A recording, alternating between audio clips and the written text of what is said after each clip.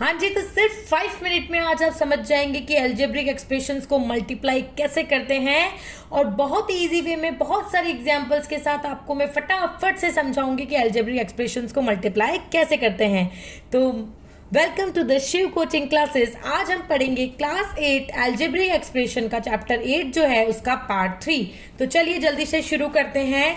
तो आज हम सीखने वाले हैं कि किस तरह से हम मल्टीप्लाई करते हैं अलजेब्रिक एक्सप्रेशन को। सबसे पहले हम सीखेंगे कि किस तरह से हम मल्टीप्लाई करते हैं एक मोनोमियल को मोनोमियल से। मोनोमियल को मोनोमियल से मल्टीप्लाई करने का मतलब है, सबसे पहले तो आपको मोनोमियल का मतलब पता होना चाहिए। मोनोमियल का मतलब होता है वन टर्म, यानी कि ऐसा अलजेब्रिक एक्सप्रेशन जिसमें सिर्फ वन टर्म हो। तो वन टर्म वाले एक्सप्रेशन को वन टर्म वाले एक्सप्रेशन से मल्टीप्लाई कैसे करते हैं। तो चलिए सीधे समझते हैं हम लोग एग्जाम्पल से। ये देखिए हमारे पास एक एक्सप्रेशन है और ये भी हमारे पास एक एक्सप्रेशन है। जल्दी से एक क्विक रिवाइज कर लेते हैं एक्सप्रेशन कैसे है। देखिए इसमें कांस्टेंट भी है, वेरिएबल भी है और इन दोनों के बीच में मल्टीप्लाई भी है। कांस्टेंट भी है, वेरिएबल भी और इन दोनों के बीच में मल्टीप्लाई, यानी कि कांस्टेंट वेरिएबल ऑपरेटर होते ही क्या हो जाता है, एक्सप्रेशन। Very good. तो यहाँ पे हमारे सिंगल टर्म वाला यानी एक्सप्रेशन है, एक एक्सप्रेशन ये रहा और एक एक्सप्रेशन ये रहा, और हमें इन दो एक्सप्रेशंस को क्या करना है, मल्टीप्लाई। तो चलिए कैसे करते हैं मल्टीप्लाई, फटाफट से मैं आपको बताती हूँ। यहाँ है 5x इंटू 4x स्क्वायर। सबसे पहले जो हमारी कांस्टेंट नंबर है हम उन्हें मल्टीप्लाई कर लेंगे। 5 4 20, क्या आता है 20। अब हमारे पास x है, यहाँ पे x 2 बार है, यहाँ x के ऊपर कुछ नहीं है तो क्या है 1। तो यहाँ x 1 बार और यहाँ x 2 बार। तो हम क्या करेंगे, x हमारा टोटल कितनी बार हो गया, 3 बार। तो this is your answer. Next question 5 into -4 करेंगे। देखिए दो एक्सप्रेशन, एक ये रहा और एक ये रहा। 5 इंटू -4 कितना आ जाएगा, -20। x कितनी बार है, 1 2, तो x कितनी बार है, 2 बार। y तो एक बार है और z भी एक बार, तो यहाँ लिख देंगे yz। So this is your answer. Next hop आपको समझ में आ रहा होगा। 5 2 10, 10 7 70। x कितनी बार है, 1 बार, y भी 1 बार और z भी 1 बार, तो फटाफट से लिख देते हैं x y z। Next question है हमारा 4 इंटू 5, 4 5 20, 20 इंटू 6 आएगा आपका 120। अब देखिए x कितनी बार है, 1 और यहाँ 2 बार, तो 1 और 2 3, 3 और 3 6, यानी कि x आपका कितनी बार आ गया, 6 बार। उसके बाद हम देखेंगे कि y कितनी बार है, 1 बार और y 2 बार, तो 1 और 2 3 और 3 6, तो y की पावर 6, और इस x और y के अलावा कुछ भी नहीं है। सो दिस इज योर आंसर। बढ़ते हैं नेक्स्ट क्वेश्चन की तरफ। 4 into 7 28 and p। 4 into 7 28, minus है तो आगे माइनस आ जाएगा। p और p कितनी बार है, 2 बार, तो p स्क्वायर। 4 7 28, आगे माइनस है तो -28, p है 2 बार तो p स्क्वायर, और q है 1 बार तो q। जल्दी से स्क्रीनशॉट ले लीजिए और अपने वर्क को भी कंप्लीट कर लीजिए। बढ़ते हैं नेक्स्ट क्वेश्चंस की तरफ। तो यहाँ पे है हमारे पास 4p इंटू 7pq। तो 4 7 28, माइनस है तो किसका आएगा, माइनस का। उसके बाद p कितनी बार है आपके पास, यहाँ पे 2 बार, तो ये हो जाएगा p स्क्वायर और q 1 बार। अब देखिए ये वाला क्वेश्चन आप मुझे कमेंट बॉक्स में जल्दी से करके बताइए। जिसको समझ में आ गया जल्दी से मुझे क्वेश्चंस करके और आंसर लिख करके बताइए। और ये तो बहुत सिंपल है, किसी भी नंबर को 0 से मल्टीप्लाई करो। मैंने आपको पढ़ाई थी ना multiplicative identity chapter 1 rational number में, किसी भी नंबर को 0 से मल्टीप्लाई करो, नंबर हमेशा 0 ही आता है। ये वाला क्वेश्चन आप मुझे जल्दी से कमेंट बॉक्स में सॉल्व करके दिखाइए। अब देखिए एग्जाम में आपके किस किस टाइप के क्वेश्चन इसमें से आ सकते हैं। जैसे यहाँ बोला हुआ है हमें find the area of rectangle with given length and breadth. आपको लेंथ और ब्रेड्थ गिवन है, आपको रेक्टेंगल का एरिया निकालना है। तो यहाँ देखिए मल्टीप्लाई करना आपने सीख लिया, लेकिन आपको एरिया ऑफ रेक्टेंगल पता होना चाहिए। रेक्टेंगल क्या होता है हमारा, रेक्टेंगल भाई साहब हमारे ऐसे होते हैं कि अपोजिट साइड इक्वल होती है। अपोजिट साइड क्या होती है, इक्वल होती है। ये हमारी लेंथ हो गई और ये हमारी ब्रेड्थ हो गई, तो जो ये होगी वही ये होगी और जो ये है वही ये होगी।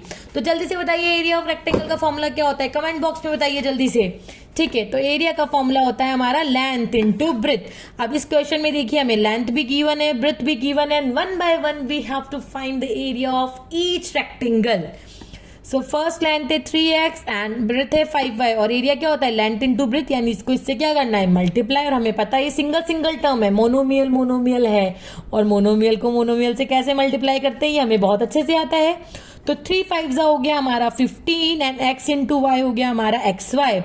9 4 36, y 1 बार और y 2 बार, तो टोटल y हो गया 3 बार। 4 5 20, ए है हमारा 1 बार, बी है हमारा एक यहाँ और एक यहाँ, तो बी का स्क्वायर, और सी है हमारा 1 बार। नेक्स्ट है हमारा 2 3 6, एल है हमारा 2 बार और 1 बार, यानी एल हो गया टोटल 3 बार, और एम हो गया 1 और 2, यानी कि एम हो गया हमारा 3 बार। देखिए हमने कितने फटाफट से सारे क्वेश्चंस को सॉल्व कर लिया है। चलिए बढ़ते हैं अगले क्वेश्चन की तरफ। आपके पास क्वेश्चन ऐसा भी आ सकता है कि find volume of rectangle when the length breadth and height is given. आपको रेक्टेंगल का या फिर आप कह सकते हैं क्यूबॉइड का, क्योंकि रेक्टेंगल में तो सिर्फ लेंथ और ब्रेथ होती है, तो आप रेक्टेंगल की जगह क्यूबॉइड यूज कीजिएगा, आपको ज्यादा अच्छे से मैथमेटिकल कॉन्सेप्ट समझ में आएगा।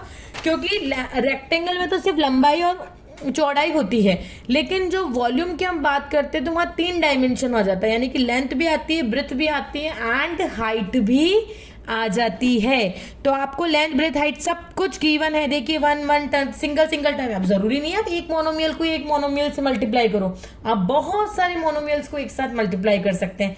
जैसे एक सिंपल से एग्जांपल देखते हैं, 2 × 3 6 6 6 36, तो 2 × 3 × 6 हम लोग कर पाए ना, वैसे ही हम 3 मोनोमियल को भी मल्टीप्लाई कर सकते हैं। अच्छा, सबसे पहले हमें ये पता होना चाहिए कि क्यूबॉइड के वॉल्यूम का फॉर्मूला क्या होता है। तो क्यूबॉइड का वॉल्यूम निकालने का फॉर्मूला होता है length into breadth into height, यानी कि हमें इन तीनों को करना है मल्टीप्लाई। चलिए फटाफट से करते हैं। 2 3 6 6 5 30। ए कितनी बार है जल्दी से देखिए, एक ही बार है। बी कितनी बार है, एक ही बार है। एक्स भी एक ही बार है, सी भी एक बार है, वाई भी एक बार है और जेड भी एक बार है। This is your answer. आप इनको आगे पीछे लिख सकते हैं, कोई दिक्कत नहीं है। 2 × 3 करो या 3 × 2 करो, वैसे a × b करो या b × a, कॉम्यूटेटिव प्रॉपर्टी क्या कहती है, answer will be the same. So next question है हमारे पास m square n square p और p स्क्वायर m। m कितनी बार है, 2 बार, और इधर 1, तो m कितनी बार हो गया, 3 बार। n 1 बार 2 बार तो 3, तो n भी कितनी बार हो गया, 3 बार।